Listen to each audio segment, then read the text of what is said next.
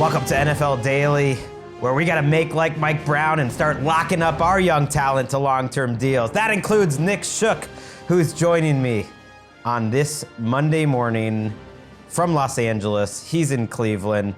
And yes, it's NFL Daily. We're back for another week. Free agency frenzy is over, Shook, but the contracts, they're just still being given out. What's going on? Who says the Bengals don't have money? They got a lot of money, and they just spend it on two guys. Awesome. Good for them. It might turn into three guys. We'll get to that in just a second. And yeah, as we're about ready to tape Monday morning, Derek Stingley gets a massive deal. So we'll talk about those contracts. We'll talk about what's going on around the rest of the league. We've had some other contracts come out since we did an NFL Daily. We did tape 40s and free agents with Daniel Jeremiah. Appreciate everyone checking that out. That's on YouTube as well. And these contracts got me thinking, Shook, who else needs to be signed long-term? So we'll talk a little bit about that. But yeah, let's start with the Chase and T. Higgins extensions. It comes out late Sunday night. A little back and forth. The NFL Network Jordan Schultz battle is spicing it up, but I don't want to get into that too much. And I do want to talk about the Bengals, your supposed division rivals with the Browns, getting 4 years, $161 million extension for Jamar Chase. That includes 112 guaranteed. I still want to peek under the hood before I issue final declarations of what these contracts totally mean. But usually when you hear the word guaranteed, that means it's guaranteed. And that is a awesome deal for Jamar Chase, over 40 a year, at least on that extension. And then T. Higgins also gets done at the same time. I can't remember a deal like this ever happening where two elite players on the same team get signed at the same time at the same position. The Lions announced a bunch of extensions at the draft last year, which was cool. But these are two great wide receivers. T's extension, 4 for $115. Don't have as many details there. It just says the first 2 years of the T. Higgins extension are guaranteed. So this group, Joe Burrow wanted it to happen. They are locked up long-term. T, Chase, Joe Burrow, and hell, let's throw in Mike Gesicki. Got it done even before this all happened. What were your thoughts when you saw this deal come down? That's a nice little tag along with these receivers. I think the number one lesson I learned is when Joe Burrow is optimistic, take him seriously, because he's been talking about maybe getting this done for months, and they finally get it done, and they alleviate all the concerns that Bengals fans have had about, you know, their receiving core breaking up and losing one of the dynamic duo. Now, yes, does this affect, you know, whether they're able to bring back another player or two in the future? Possibly, but this cap continues to increase. It increased pretty significantly this year, and I don't see any reason why it's going to slow down.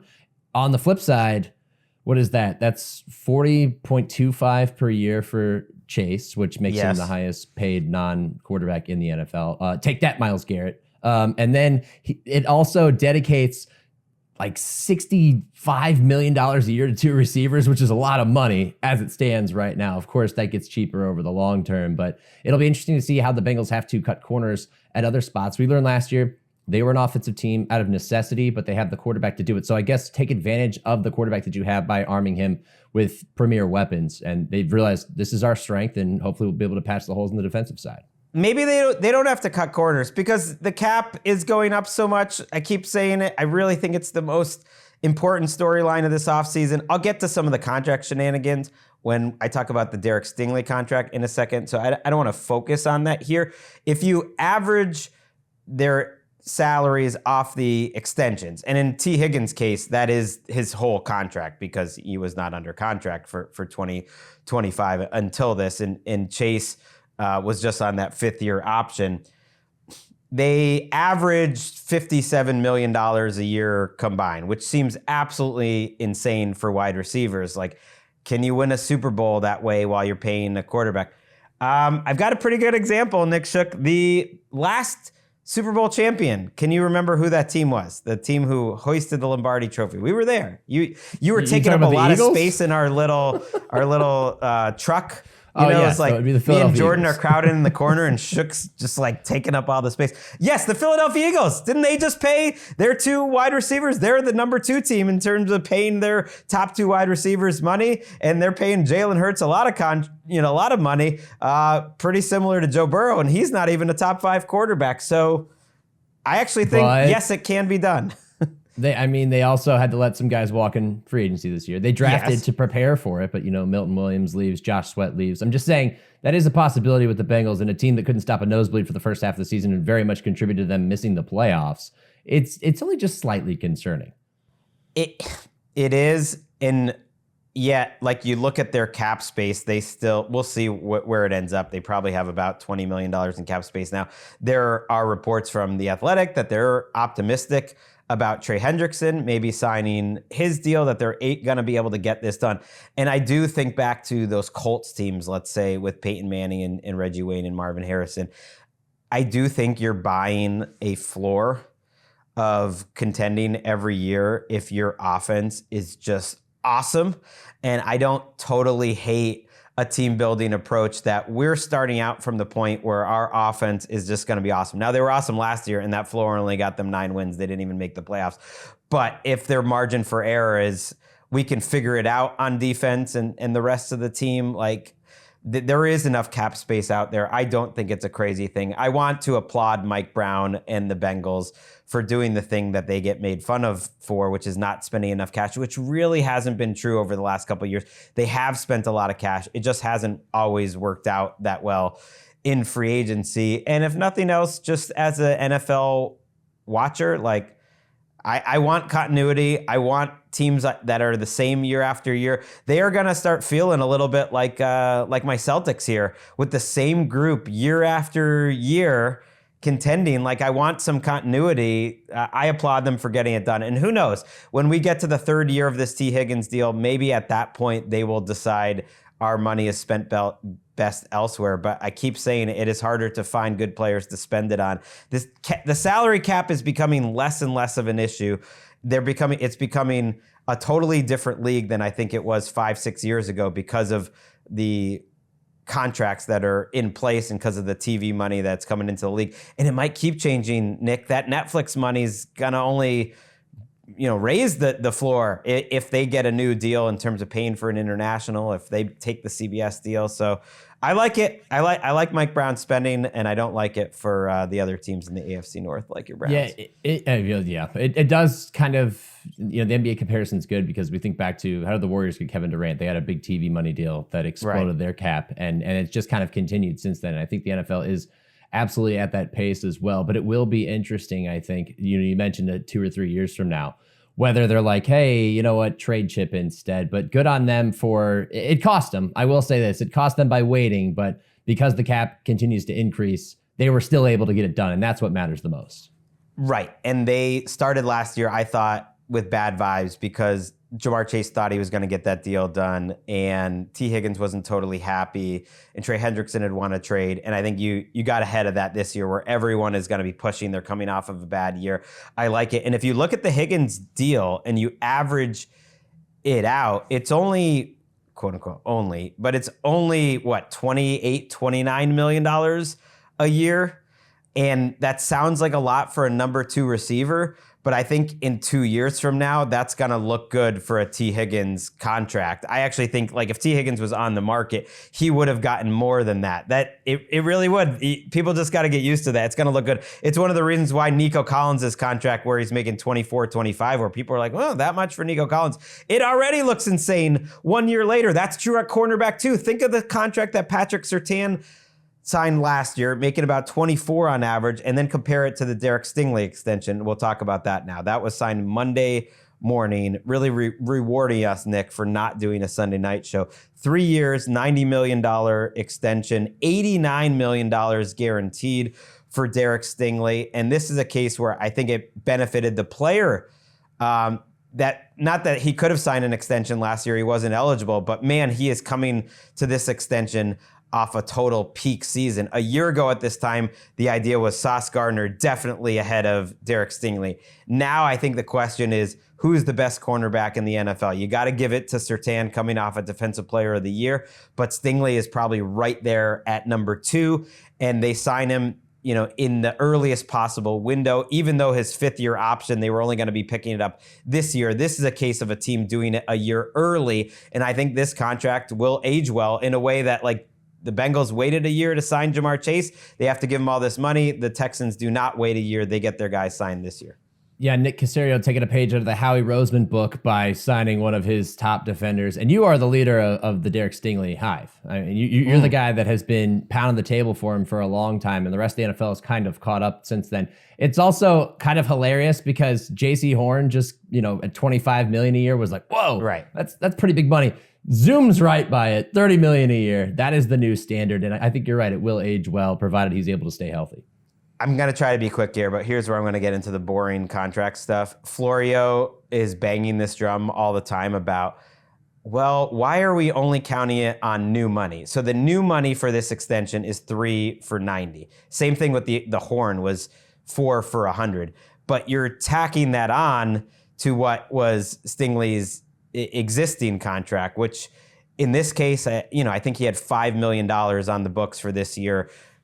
We'll see, he could have had a 5th-year option. They never got to that point. So if I find out that this deal, and we don't know yet because all we get is the agent reports, is actually 4 for $95 because it's tacking on, the deal that's actually there. I do think that's a more accurate representation of what's actually happening here. It's kind of boring to get into the weeds of all this, but if we're just talking new money, for instance, Florio made a good point. I don't always agree with him, but in these contract cases, I do. Like the new Josh Allen deal would have been 2 for $190. So by new money, he's making $90 million a year, which is a dumb way to look at it. Yeah. But everyone is under the thumb of these agents, especially David Mulligetta, who got this Stingley extension signed. So how I look at it, I suspect it is going to be a win-win for the Texans and Derek Stingley. He's getting all this money up front. It's $89 million guaranteed. In theory, they had his contract rights for 2 more years, but in the end, it's not going to look as crazy in terms of setting or resetting the market as it really sounds right now on a total year basis. And I'm not faulting anyone, but I'm faulting the insiders just a little bit for not pushing back and getting all the details. I really am. But at the same time, they know where their bread is buttered, and they got to make the agents look good when they get information from the agents, and I respect that. It's part of the game. But we're out there to report facts, and if we're saying this resets the market, I want to see apples to apples, oranges to oranges, and I don't like any reporting out there that we have to wait 2 to 3 days to actually find out what the real truth is, like we're gonna with the Sam Darnold deal later in this show. It's like, okay, I'm just saying, just be aware of that. But good business by the Texans, and I think illuminates a little bit what happened with the Laramie Tunsil trade a week ago. Here's a guy we do want to bet on, Derek Stingley. He exemplifies swarm, work ethic, whatever swarm means. I don't know what their acronym means either, but APY, man, that's the most important feature is APY. That's what really sets the market. Yeah, and all right, if you had a choice, I saw like the DraftKings social was getting some grief because they asked who's the best cornerback in the league, and they asked Stingley, Sauce, or Surtain, and all the Texans fans are mad, and they're saying, "Oh, how can you even put Sauce in the category of Stingley now?" Who would be your choice, and would it be someone off that board? I would go Surtain because he's Defensive Player of the Year, Okay. and I would probably go Stingley first. Yeah, and then Sauce would be in there too. And Sauce, there was that whole thing that like he was overrated and everything. He could get grabby at times, gets away with some grabbiness, unlike Joey Porter Jr. But I don't have a problem with any of those guys. They're all top tier cornerbacks. Why are we? This is how I know it's March, because we're arguing over this online. Okay, what I also would say too is cornerbacks go up and down. You guys didn't like it in Houston when everyone was saying Sauce was way ahead of Stingley. Now, that was mostly because of injuries, but I also think the second year of their career, Sauce was on another level, had an incredible career. Cornerback is a little bit of an up and down position. I don't think Sauce, because of the situation last year, was at his best level, but he is going to get paid. More on that. We're going to talk about guys who are going to be next on the extension train. We're curious to see if Aaron Rodgers is going to get not an extension, but a new contract. The reporting over the weekend is that, from The Athletic, from 3 reporters, Mike Silver, Diana Rossini, and Alec Lewis, their local Vikings reporter, that he's hoping to sign with the Vikings. And that he's just waiting. He's waiting out the Vikings. He's seeing, can he get the Vikings to sign him while the Giants and the Steelers wait, which is hilarious to me. Like, it's hilarious to me that the Giants and the Steelers might end up settling for Rodgers. And who knows? They threw out the idea maybe Rodgers will just retire if he can't get a situation he wants, which is funny. You guys are waiting around for the scraps. And even before he signs with you, he's making it clear you're not his first choice. How does that feel? We are in the dark days of quarterback free agency. We had Russell Wilson take a visit with the Browns that you properly interpreted as this is just to push the other teams to make a decision. And that's exactly what it was. They're not close to anything, as nobody should have expected them to be. And now you have Aaron Rodgers looking to complete the Brett Favre cycle, going from the Packers to the Jets to the Vikings. It's crazy that he's like, let me go there. I want to go there because that's a winning situation. I understand it because I wouldn't want to pick the Giants necessarily. Maybe the Steelers. They have 2 top-tier receivers, at least for this year. But it is, again, a sad reflection of where we are, that Rodgers is pulling strings or pushing momentum toward being with the Vikings, where they clearly kind of want to go with their first-round pick, and yet he sees it as the best viable option. Well, we'll see. I'm not going to criticize the Vikings because I don't know how much of this reporting I fully believe. Basically, I don't know whether there's any interest from the Viking side. This could all just be Rodgers hoping to make it happen. So I can't criticize the Vikings for something they haven't done. Now, if they sign if they sign Rodgers, I will criticize them. But until that happens, I'm not going to. I saw in the report too that, Rodgers wants around what Darnold would make, which is not expected to be a stumbling block. It's not? What? Like, him wanting $37 million a year, that's not a stumbling block for the Vikings. That's not a factor. By all accounts, they were not extending hard on Darnold. They were going to give him more than they gave him last year, but they weren't going to go into the second year. And yeah, that's pretty significant. If I can choose between whatever backup option is out there for the Vikings, and we'll see what it will be at $5 to $10 million a year, or Rodgers at 37, I'm going with JJ. I'm going with JJ McCarthy, and I'm going with the backup option. The money does matter. Yeah, I mean, there's no reason, even after the way he finished last season, that you would sign him into this situation at that type of... You should have just signed Darnold if you were going to do that. It makes zero sense to do this. And that's maybe why they it makes offered a lot Darnold of sense. a contract. Maybe they did. But I see your interpretation of it that, Right. well, I think this is all Rodgers, because why on God's green earth would the Vikings be like, yeah, we want to give you $37 million to potentially be our backup? Although one thing that hasn't happened is no one's come out from the Vikings and said this is all BS, we're not interested. So maybe Kevin O'Connell really is interested. Maybe someone in that building is interested, and they're deciding what happens. While we're talking Darnold, let's give the contract update. We got a little more clarification on what his contract was. He is going to make $37.5 million guaranteed in this 2025 season. He has nothing guaranteed after this. So the reports that said he had 55 guaranteed, they were wrong. And that's where I push back on the agents and the insiders a little bit. And I'm not going to go through and had what and who said guarantees, which is kind of a way to back out of it. But I heard guaranteed was 55 million. That's not true. Unless he's injured, the Seahawks actually can get out of it next offseason with basically no pain, no guaranteed money into next year. Now, they have to make a very early decision to guarantee $17 million more of his contract and basically guarantee him a good contract into 2026 next February. But they could get out of it. It really could be a one-year deal unless he got hurt, which also puts the awkward situation. Worst case scenario, if the Seahawks were 6-8, they could potentially bench Darnold because like Derek Carr got benched a couple years ago because they don't want, and he's playing terribly. They could bench him because they don't want him to get injured and then guarantee his salary, which is just a weird situation to go into the year with. Yeah, we saw the same situation with Russell Wilson in Denver, protecting themselves against injury guarantees. And front-loading this contract that way makes sense because you, in the back of your mind, think of the great season that he had and, the 15 games that were largely excellent, and the 2 that were a disaster.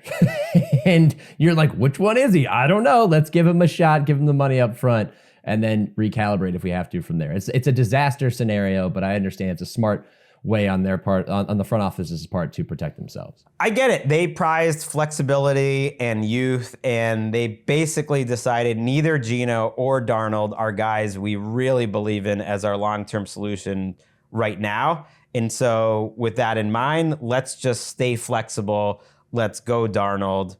The trick is the bar is just fairly high of where Geno was in terms of quarterback play, in terms of wins and losses, that you just can't accept taking a step backwards. You have to stay at that level. And one way that they're going to try to do that is with Cooper Kupp. Since we last taped, Cooper Kupp is a member of the Seahawks. Another contract I want to see.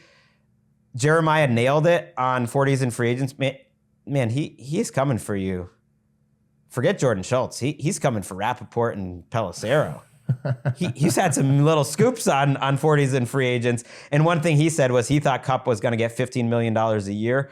I did not think that was going to happen. He nailed it. Now, I will put an asterisk where I have not seen the guaranteed money. I have not seen under the hood.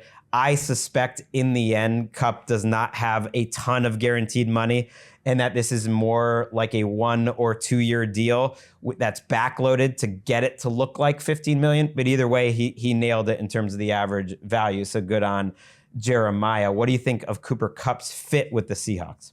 I mean, I love it because I think that that's exactly the type of receiver that Sam Darnold needs, which is somebody who can reliably get open. The problem is that he hasn't proven that he can be reliably healthy over the last few years. And that is why that's why we have to look for the contract, because we have to see if they've protected themselves like they did with Sam Darnold, but in a concern about injury, not about performance necessarily. Now, if he can stay healthy, it's an ideal pairing. You mix him up with Jackson Smith and Jigba. Maybe you target another receiver in the draft. You got Jake Bobo there. Suddenly you're starting to fill it out. It's not just JSN and Jake Bobo and whoever else is on the roster. I mean, it gets a little bit better, and MVS is on that roster now too. So you're getting closer, but at the same time, it's still not DK and Tyler Lockett as it was before. It's a nice fail-safe, I guess, or a nice backup plan, and with a potentially high ceiling if Kupp stays healthy.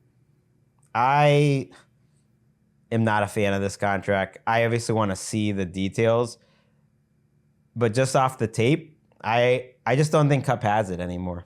I think this could be a big bust. And it's dangerous to say that about a guy who put together an all-time great season, is known for overcoming the odds. I think it's telling the teams that weren't in on Kupp. The Jaguars were never in on Kupp, according to the Jaguars. They were in the building with him. The Texans, who run a similar offense, weren't really in on Kupp. They have a coach that was in the building with him. The Rams were not in on Kupp.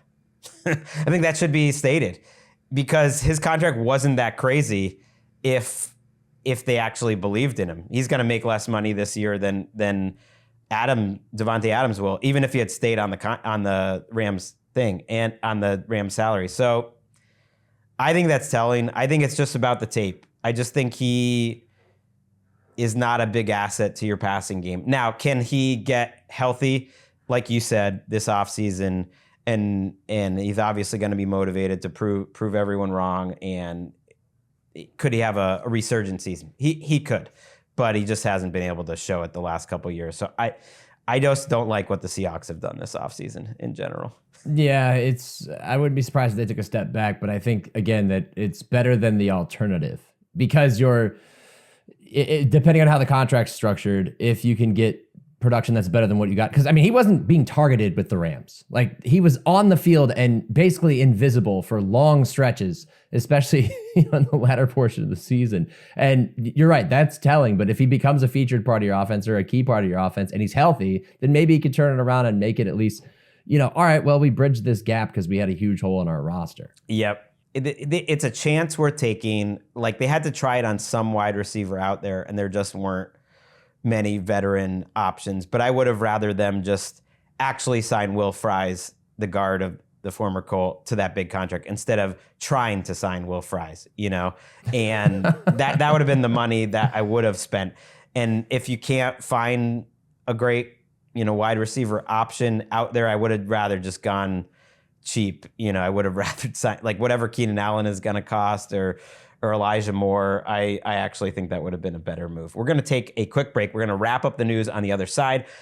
We have a trade to talk about. The trading is not done. And then we're going to talk about who's next for extensions in the NFL, who also could be trade candidates. Back in a minute.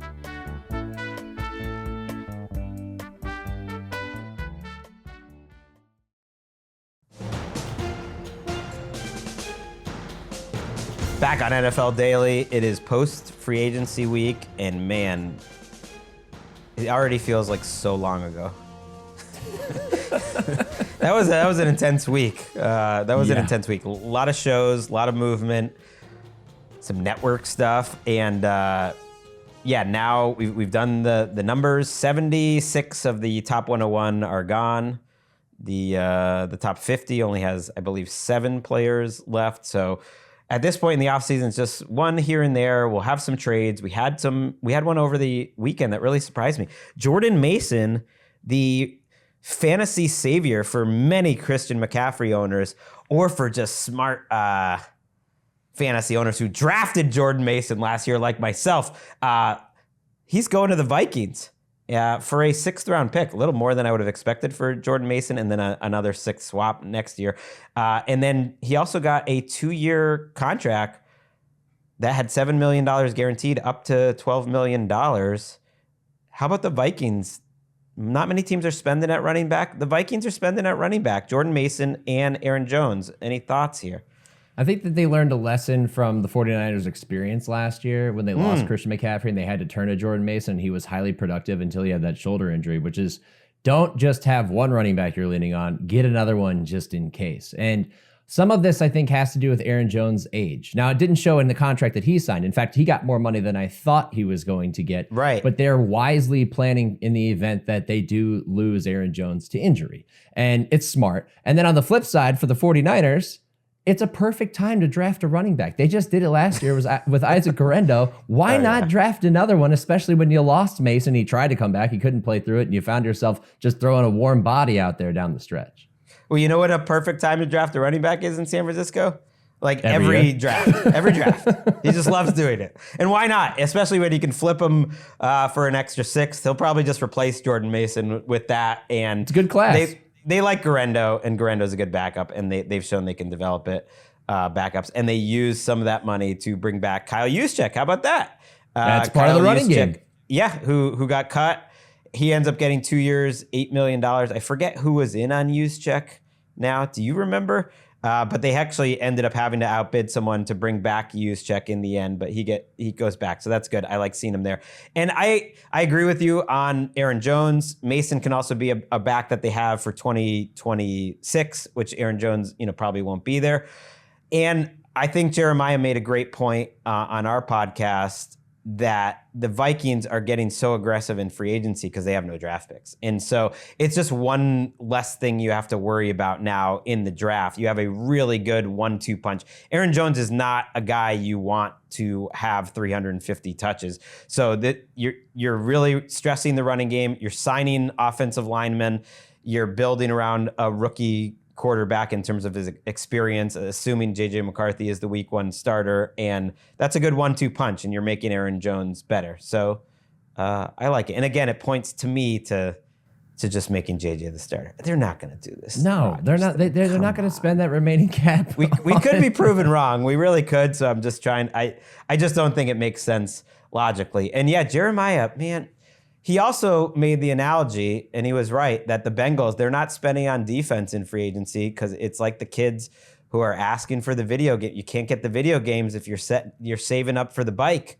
You can't get the video games on the way. If you want the bike, you got to save up. And I give Mike Brown credit. He saved up for 2 of the nicest bikes in the game, the best 1-2 punch out there. I will give it to the Bengals. They got it done. I'm trying to figure out, is like Jamar Chase, is he like a Diamondback, and T. Higgins is like a Huffy? I'm out of the bike game. We just got a pretty nice bike 3 years ago, and now I forget. I'm out of the bike game. The Schwinns are, that's kind of lower tier. Who's the beach cruiser? I need to know who the beach cruiser is. There's a better one. Our producer's trying to help us out, Chris, watching. No, there's better ones out there. We're bad in the bike game. You know who can afford as much as he wants. He doesn't have to save up for bikes, for cars, for anything, because he always gets that bag. It's Kirk Cousins. He got a $10 million roster bonus guaranteed. It's actually a 26 roster bonus, but it was guaranteed because he's on the Falcons roster still. I don't know if that means that much. He's still a tradable asset. The Falcons are still going to have to take on his money. They also signed Morgan Fox, by the way. And so I don't know if I have a huge takeaway from Cousins still being on the roster. I think it always made sense that he got traded during the draft, and I still think he will be traded. What do you think? Yeah, I had a feeling that if they were going to make a move, this might prompt them to do it just to save 10 million. But if you move him, you're going to have to eat some of that money anyway. So it's really not something that forces a deal at this time. So I agree. I think it's a move that you make around the draft. You wait for other teams to figure things out. We're still talking Rodgers, so pieces still have to be placed in different puzzles. So it makes sense for them to hold out now and see what they can get. Right. No, and it's a 2026 roster bonus, and supposedly that takes away their leverage. They have no leverage. They're not going to get much for Kirk Cousins. But if they're doing all this nonsense to try to get a fourth instead of a sixth, or just get anything at all, because the Browns, for instance, aren't ready to give up anything, but maybe they will be on draft day, that's fine. To me, it's a non-story. I don't think he's going to be on the Falcons. By the way, Russell Wilson also visited the Giants over last week, and so he's just waiting around. He's third in line, I guess. It's like Rodgers, Cousins, or I think might be ahead of Russell Wilson in line, and who knows? One of these guys might not actually get a starting job. Mekhi Becton got a starting job, $20 million, 2 years from the Chargers. They also brought back Taylor Heineke as their backup quarterback. That is a great advertisement to send your offensive lineman to Philadelphia, because they get you paid. Because Philadelphia wasn't willing to give him that money, which to me is like a little bit of a red flag. Yeah, it's a red flag, and it's also another vote of confidence that to a guy who doesn't need it, in Jeff Stoutland, who they're like, yeah, we're going to go acquire a former first-round guard and turn him into a good player, because we did it with Mekhi Becton, who used to be a tackle last year, so why not do it again on the cheap? Yeah, and I don't want to criticize I think the Chargers are another team that on paper should be able to coach up their offensive linemen, and it was okay last year. Certainly the running game left a lot to be desired in terms of the run blocking, and the scheme was a little bit surprising. But I wanted them to invest in the interior offensive line, so I can't criticize it. They've been relatively quiet on offense, but they have, picked on some guys who they think maybe will be good values. Mike Williams, Mekhi Becton, Najee Harris, without breaking the bank. It's been a relatively quiet offseason, though, for the Chargers overall, but I think they'll be able to have a better offensive line, and that opens them up in free agency, in the draft, as well. Just a weird story, the two of the Bills signings are now facing PED suspensions. Larry Ogunjobi, their defensive tackle signing, and Michael Hoyt, the edge rusher signing. Supposedly they said they knew Hoyt was going to be suspended and still gave him all that money. I guess they don't have to pay the suspension, so it's almost just like a mid-year replacement. Ogunjobi, they didn't know, and they said they give Ogunjobi credit that in between him agreeing to the contract and him signing the contract, he found out he was suspended, and he told them, which they said he did not have to do necessarily, and they appreciated that, and they still signed him. Just like weird. I don't know what to say other than weird, Bills. What's going on here? Well, they're a team that's planning for the 18-week season, not 6 weeks. Yes. And I think that they're okay with eating it with the hope that these guys come back and can produce at levels that they expect. So for other teams that had bigger holes or bigger needs, it would be concerning. For them, it's not. Gardner Minshew is back on a roster. I had been making the case, sign Russell Wilson to be the Chiefs' backup. Just that would be kind of fun. But instead, it's going to be Gardner Minshew. They also brought back Juju and Kareem Hunt. I don't know about the Chiefs. I think it's going to be hard. It's going to be a hard season for the Chiefs. But I do like the backup signing. That's a cheap backup. I bet he could win a couple games as a member of the Chiefs. I know it's March, but we've talked about the Chiefs in that manner for a while, even during the season. Oh, it's not looking too great, and they figure a way to get it done. They've lost some contributors. No, but it's better than Carson Wentz. And yes, this Patrick position Mahomes also is doesn't improved. miss games, so yes, I think they'll be fine. I think they improved this position. I think I would take Minshew over Carson Wentz. Actually, you put him in the Andy Reid, he would probably play great for exactly 2 or 3 weeks. Matt Moore played well for them for a couple weeks.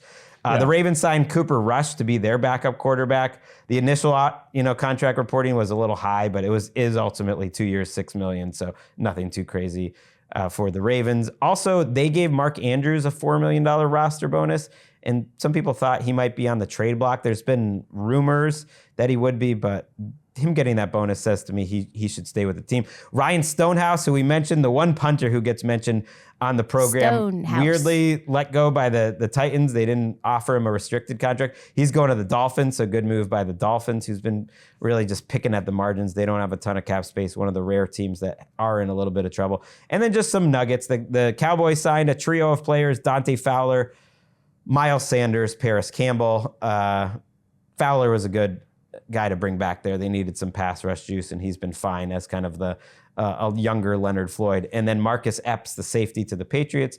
The Jets signed Derek Nottie. If you have anything to say about any of all of those signings, going all the way back to the Ravens, you could, or we could just move on to our next segment. It's up to you, Shook. Cooper Rush is an interesting fit. Kind of goes against what they typically look for in backup quarterbacks. Ryan Stonehouse, there was some like weird chatter on Twitter that like the Titans didn't like his inability to directionally kick. The guy's got a massive leg. I don't know if the Dolphins are suddenly going to play trestle ball. And then last but not least, Dante Fowler, I think it's a buy on a guy who outplayed his contract last year, 10.5 sacks with Washington. And if he can do it again, then that would help them deal with the fact they lost DeMarcus Lawrence.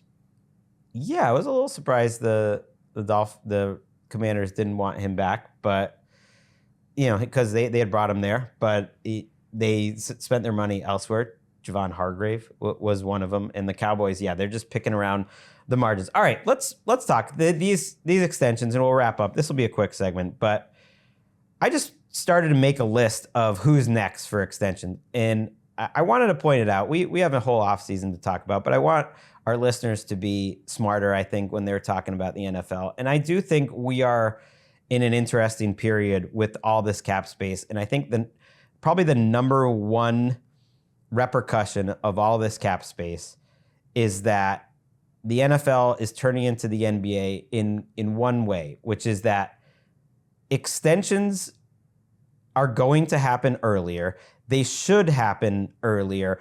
And we really are reaching more of a point like the NBA left where it's like, if you're good, you're gonna get extended. It's no question, and it's gonna be early. Like half the NBA podcast infrastructure is about who is gonna get traded, right? Like 2 years ahead of time because they've already signed their extension. And I actually think the NFL is going to that direction because now everyone realizes we gotta send our guys, we gotta extend our guys super early. No one halfway decent's ever gonna get to not only not get to free agency, but they're not even gonna get to where Micah Parsons is now, where it's like they're actually coming up on their contract year. They're gonna get extended a year before. So Derek Stingley, for instance, he was a first-round pick. He had 2 years left on his contract, and he's already getting signed. Like Waddle and Devonta Smith and Penei Sewell and so many of those great guys from that class. Trevor Lawrence, who's not even great, they got their extension last offseason. And so it just made me think, like, who is next for extensions? And it's going to be some of the stuff we're talking about this offseason. So I'm just going to throw some names at you, Shook. I think some are interesting to talk about. Some will just blow past. Brock Purdy is kind of the obvious one because he's a 7th-round pick, doesn't have that extra year on his contract. And that one's coming. I am interested on where he lands in the pecking order. I think it's going to happen. And yet I wonder, like, is he going to sell himself a little short and accept like less money because he's Brock Purdy, or is he going to push the 49ers to the limit? Like, we will see. That's one to watch this offseason. Yeah, and that depends heavily on representation and how that they go in there and approach negotiations, because it just depends on who you talk to when it comes to Brock Purdy. When everything around him is good, he's excellent. But when things are not great around him, he doesn't quite elevate his team the way other quarterbacks that make big time money do. Yet we are dealing with market influences and everything else. So he'll probably still get a good amount of money. It's just, where do the 49ers view him? How do they value him? And then are they on the same page in terms of market value? Because that'll get the deal done quicker. And if not, it could be a prolonged thing. I don't think it'll be prolonged. He seems like a guy who's not going to push the limit, which is why I mentioned representation. And at the same time, I don't know if I'd throw him the massive bag because I'm still hit or miss on him. So that one is interesting. But then you look at the flip side, you talk about all these guys who get extended early. You talk about Micah Parsons. The Cowboys are going to be paying a bill that they probably never expected would be so high. But now all these other deals get done, like Myles Garrett, and suddenly they're paying a tax because they waited so long. So there's different schools of thought or approaches to this. And I'd rather be in the 49ers position, even if you would like to see Brock do it one more time, than as opposed to paying him early. I would. I personally would, but it's also a risk, which is what the Cowboys are very familiar with if we remember Dak Prescott getting tagged. So now, could you give him a short-term bump?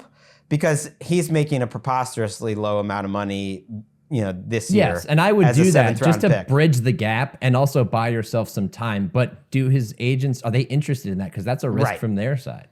Right, because statistically and every other factor, you can't say that he deserves less than Trevor Lawrence.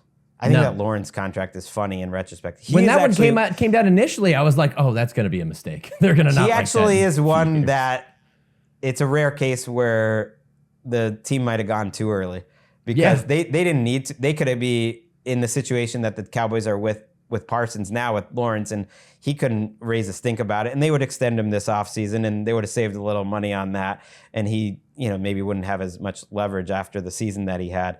And so Brock Purdy deserves the Trevor Lawrence contract. And the funny thing is, like, whether he's taking a slight discount or not, all these guys are in the same ballpark-ish, whether you're quarterback 1 or quarterback 12, as long as you're in that group that Derek Carr used to be in, that there's really not that huge of a difference. The only way you could get a discount is if you take a short-term deal, or if he really was more in the Geno zone, whatever Geno's going to sign with. Geno, by the way, is on this list for extension. So you mentioned Micah. Yeah, like, he's going to have to get more than Myles Garrett gets, right? I mean, he's going to have to get more than Jamar Chase gets. He's going to have to be the next highest paid non-quarterback in the league. And it's kind of embarrassing, I think, for the Cowboys. He is literally the only star player good player from that draft class that doesn't have an extension yet. So that's going to the larger point that I'm making about these early extensions. Now that Chase is signed, I couldn't find another one that really doesn't have an extension. I guess like Christian Benford, but that was like a 6th, 7th round cornerback. Like, in terms of first round picks, there's no one else. Travis Etienne is the next even closest, and you understand why he hasn't gotten his contract. Yes, of course. And if you look at the Cowboys, projected cap space according to Over the Cap, they got $44 million in 2026. So like, not only did they not do it early, but they're also going to have to break the bank and use a good amount of cap space and make some other moves to create some cap space to be able to, operate in the offseason next year. It's just bad business out of them. And they're a team that has just swung and missed when it comes to extensions and almost everybody. They paid Zeke too much money before he went off a cliff. Like, they just keep misjudging the situation. And now they're in a spot where, unless he were to get hurt, which God forbid he does, hopefully he doesn't get hurt, they're going to be paying a premium on a guy that they probably could have paid $10 million less per year a year ago. And Cowboys fans are like, well, what does it matter? They'll probably play him in the end anyways. Here's why it matters. Because you can't spend in free agency this year as much as you would like to. Yes. Because of the Dak CD contracts being signed late, the Dak one specifically. I do think the Dak case was an interesting, inflection point where there actually was a case to be made for getting a boatload of picks for Dak and swallowing the cap hit last year. I don't know that I would have made it. I always tend to keep your guy longer, but it actually was a legitimate discussion. Unfortunately, he suffers that injury right after they signed the front-loaded $60 million a year extension, which again is not an average salary. It's all very confusing. But the other reason why it matters, Cowboys fans, is you should be signing Tyler Smith to a long-term extension this year. You should be working a year ahead, and maybe they will, but that's the contract that you should be working at, not a year behind. And so that makes me transition to the 2022 class, who's up. And so this is a category of guys, like, most of them seem like no-brainers. I don't think we need to talk about it too much. Aiden Hutchinson, Drake London, the receiver for the Falcons, obviously Hutchinson for the Lions. They're always working ahead. I bet he gets his deal done. Trent McDuffie for the Chiefs makes sense this offseason. Couple offensive linemen, which makes sense. Tyler Linderbaum, Cam Jurgens of the Eagles. They love paying their guys. I bet they get paid this offseason. Trey McBride might be the highest paid tight end in the game this offseason. Kyle Hamilton is a guy who's up for an extension. I think a more interesting discussion could happen with the Jets. Like, do you sign both Sauce and Garrett Wilson to massive deals this offseason? That will tell me that they're kind of on the right track. I think you do, is the answer to my own question. It would be a lot easier to stomach that if they knew that they could ride with a quarterback for long term. And that could delay their decision making. Like, let's say in a crazy hypothetical world that nobody except Jets fans and Justin Fields diehards sees, he has a year in which he proves he can be the guy. And suddenly you're like, oh, let's work on an extension, or we're riding out the second half of this deal, but we can also spend this money because we haven't spent it on him yet. It's better than it's because it's either that or going with a young guy again, and it's affordable and it makes it possible to sign Sauce and Garrett Wilson, because those are two guys you don't want to move on from. Those are guys that are key parts of your franchise, but you have to be able to balance the sheet overall, and having a cheap quarterback allows that. It makes it much more possible for you. You could sign one kind of and then take the other one into next year. Who are you signing first? In that scenario, who do you sign first? That's tough. I say sign them both. And I think the Jets have been making smart moves overall. And I think it's one of many reasons, but it's the biggest reasons why you cut Aaron Rodgers now is to clear up the books for next year. You shouldn't be even considering losing great players that you have. These guys were rookies of the year. So I think you find a way to get it done this offseason. The Seahawks are interesting to me because they have Ken Walker, Boye Mafe, and Tyreek Woolen. I just think it might say something about how they view the previous generation of players. Who has the juice in that building? Seems like a John Schneider building. What is Mike McDonald's vision? That defense looks awesome. As bad an offseason as it is, I think on offense for the Seahawks, I think they could have a top 5 defense. So do they sign either of those guys long term? Daniel Jeremiah brought up George Pickens as a potential trade guy this offseason. I misspoke on 40s and free agents. He doesn't have a 5th-year option because he's a 2nd-year draft pick. I can't imagine they're extending him, Shook. And so do you think he'd have a trade market? Yeah, I thought that they would trade him next year or maybe at the deadline this year, depending on how the season goes and who they have at quarterback. But I can't imagine he gets another deal with them. I would see them using him as a trade chip at some point. Maybe during the draft. Maybe they could get like a 3rd-round pick for George Pickens during the draft. Maybe a 2nd even. Who knows? For a team that really feels like they need a wide receiver. Like would the Patriots think they could fix George Pickens? Who knows? James Cook is an interesting one.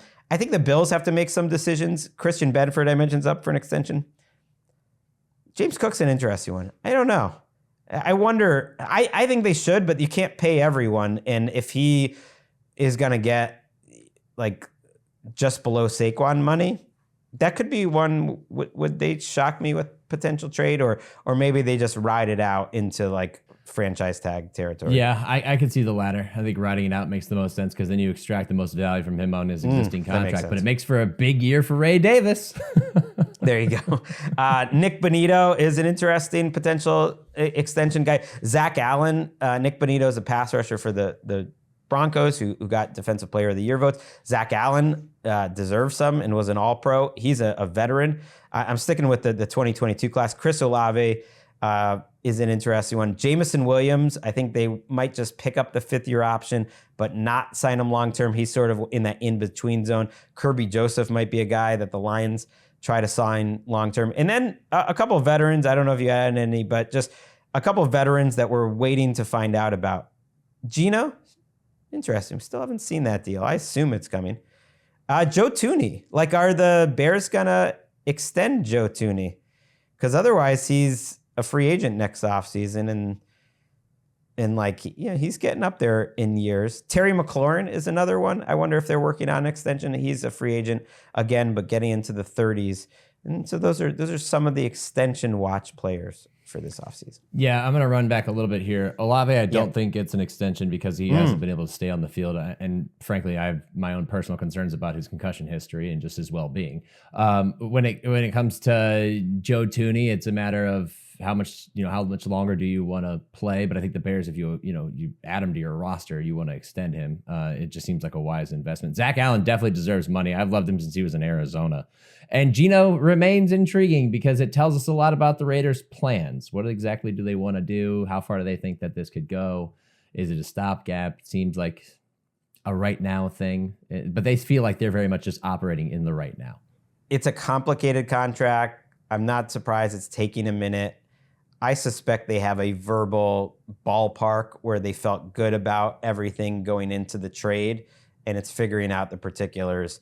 My guess is it's 2 years of guaranteed money, and they probably are happy to see that Darnold contract come in if you're Geno's representation, and see, okay, that gives us a benchmark. We're going to go over that, but we want more guaranteed than that. So that's just a look ahead at some of the extensions that could be coming up this offseason. A lot of news. Shooky, always good to have you on the program. What's going on in Cleveland this week? Oh, the weather was great over the weekend, but we're back into the 30s. So, what are you working on body-wise these days? What's today? Today's going to be a leg day. It's definitely going to be a leg day. Start the week with your legs, folks. Don't skip leg day. And in fact, abandon chest day for leg day. That's my words of wisdom. Wow. Okay. I'm going to go in today because we're taping this so early. I'm not going into the office. So I've got some time. So I'm going to listen to you, Shook. I'm going to listen to you. One day I want to look like Nick Shook. I will never look like Shook, though, unfortunately. We're going to be back. Jordan Rodriguez of The Athletic is with me on our Tuesday show. Got a fun one planned for you there. And yes, if you've been paying attention to the NFL for the last 20 years, when you're talking about Aaron Rodgers and what he's going to do next, that's when you actually know football is back.